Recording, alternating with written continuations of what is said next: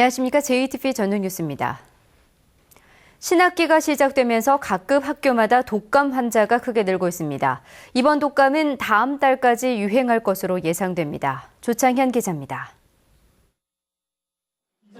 전주의 한 중학교 2학년 교실. 군데군데 빈자리가 눈에 띄는데 모두 독감으로 결석한 자리입니다. 이달 들어 이 학교에서만 20명이 넘는 독감 환자가 발생했습니다. 학생들에게 마스크를 쓰게 하고 손 소독제를 사용해도 독감의 기세는 수그러들지 않고 있습니다. 매일 학생들의 건강 상태를 체크하고 독감 환자는 학교를 쉬게 하는 등 격리 조치시키고 있습니다. 학교에서는 일단 아이들이 보건실에 오게 되면 체온이 38도 이상이면 체온 체크해서 바로 학부모님 연계해서 병원에 갈 수 있도록 지도하고 있습니다. 학교마다 신학기 집단 생활이 이루어지면서 독감 환자가 크게 늘고 있습니다. 3월 둘째 주 199명이던 학생 독감 환자는 2주 만에 6배가 많은 1,200명을 넘었습니다. 면역력이 낮은 초중학생의 발생 비율이 매우 높게 나타났습니다.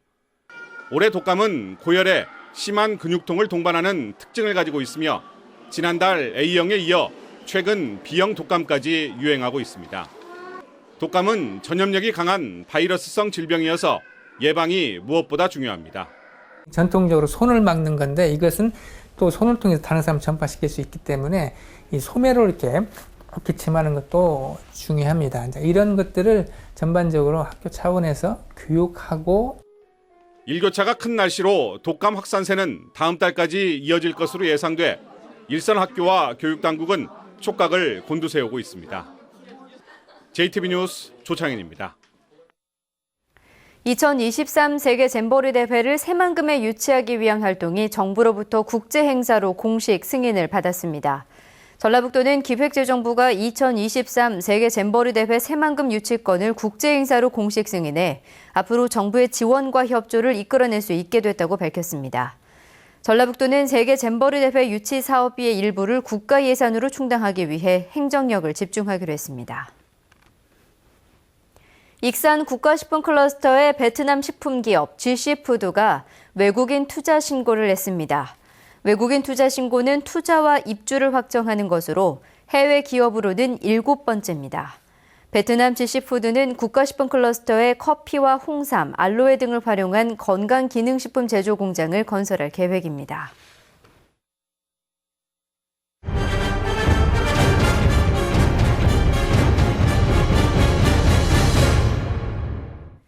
익산 도심에 있지만 아직도 지하수를 쓰고 있는 주민들이 있습니다. 상수도관이 지나가야 할 도로가 사유지라서 주민들이 고통을 겪고 있습니다.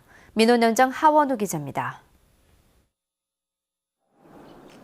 익산 도심에 있는 이 마을은 수십 년 전 공원지역으로 묶여 개발이 엄격하게 제한되어 왔습니다. 더 큰 문제는 이 마을에 아직까지 상수도 공급이 이루어지지 않고 있다는 점입니다. 20여 가구의 주민들은 수돗물 대신 지하수를 쓰고 있는데 불편한 게 한두 가지가 아닙니다. 지대가 높기 때문에 물이 잘 안 나오고 물을 항상 끓여 먹여야 하고 모터를 1년에 한두 번씩 바꿔줘야 하는 것이 제일 불편합니다. 물이 안 나와서 그냥 세수만 하고 출근하고요. 빨래는 모아서 하는 편이고. 식수로도 쓰기 어려우세요? 예, 식수는 부적합해요. 물이 뿌연하기도 하고 벌레 같은 게 나오기도 해요. 도로에 상수도관만 묻으면 간단하게 해결될 문제지만 도로는 모두 사유지입니다. 땅 주인 6명 가운데 5명이 수도관 매설에 동의했지만 도로 초입에 있는 땅 주인이 반대하고 있습니다. 주민들은 사유지라 하더라도 수십 년간 도로로 사용해온 만큼 적극적인 해결책을 바라고 있지만 익산시는 어렵다는 입장입니다. 도로로 사용하고 있는 땅이기 때문에 시에서 이건 직권으로라도 해서 수도를 좀 깔아서 주민들의 불편을 좀 해소해 줬으면 좋겠습니다. 사유지로 상수관이 들어가는 경우에 보상 내지는 이사를 갖다 해달라는 그런 민원이 많이 있거든요. 토지 사용 승낙도 이런 부분이 이제 산행이 돼야. 시가 나서 땅 주인을 설득하거나 도로로 쓰고 있는 사유지를 매입하는 등 적극적인 대책이 필요합니다. JTB 뉴스 하원호입니다. 전주시가 한옥마을 전체를 금연구역으로 지정합니다. 전주시는 은행로와 태조로 등 9곳의 한옥마을 거리를 금연구역으로 지정한 가운데 다음 달부터 사유지를 제외한 한옥마을 전체를 금연구역으로 지정한다고 밝혔습니다. 전주시는 석 달간 계도 기간을 거쳐 오는 7월부터는 담배를 피다 적발되면 과태료 5만 원을 부과하기로 했습니다. 신용보증기금 호남본부가 올해 전복기업의 수출과 창업을 돕기 위해 4,800억 원의 보증을 지원하기로 했습니다. 신용보증기금은 전북의 수출기업에 1,653억 원, 5년 미만의 창업기업에 3,215억 원 등 모두 4,868억 원의 보증을 지원한다고 밝혔습니다. 올해 보증 규모는 지난해보다 수출기업 분야에서는 472억 원, 창업기업 분야에서는 439억 원 늘어났습니다. JTB 등 언론 3사가 실시한 여론조사 결과가 오늘 JTB 8시 뉴스를 통해 추가로 발표됩니다. 오늘은 정읍 고창, 남원 임실 순창, 김제 부안, 완주 진안 무주 장소 등 4개 선거구입니다. 이 가운데 3곳은 초접전이 예상되고 있어 조사 결과가 주목되고 있습니다. 시청자 여러분의 많은 관심 바랍니다.